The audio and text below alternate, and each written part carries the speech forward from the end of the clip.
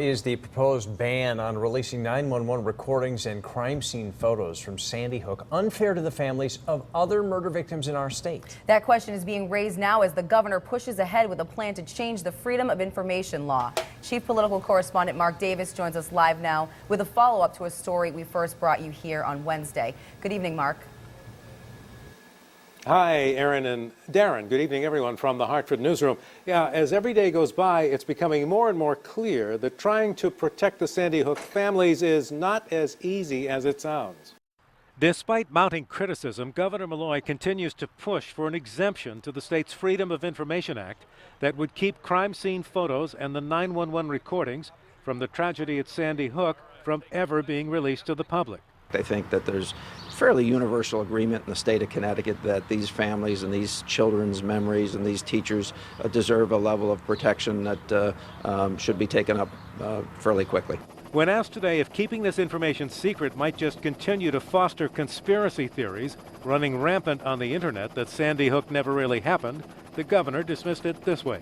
They're nuts anyway. Okay. But there is concern among some that doing this just for the Sandy Hook families would be unfair to all of the other victims of terrible crimes in Connecticut. The state's victim advocate saying, quote, "I do believe that these victims are in need of the proposed protection. However, I also strongly believe that this legislation needs to be expanded to include all crime victims," close quote. That is the kind of change in the FOI law that the state's top prosecutor is looking for. I'd like to make it not just specific to Newtown. There are a lot of family members of murder victims around the state and over the years who will be very unfortunate to have them subjected to seeing photographs of their loved ones.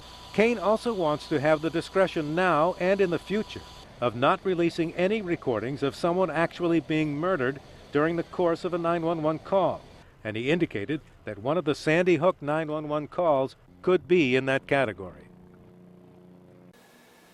Now, the governor and legislative leaders are hoping to get this FOI exemption for the Sandy Hook families law on the books within the next 12 days.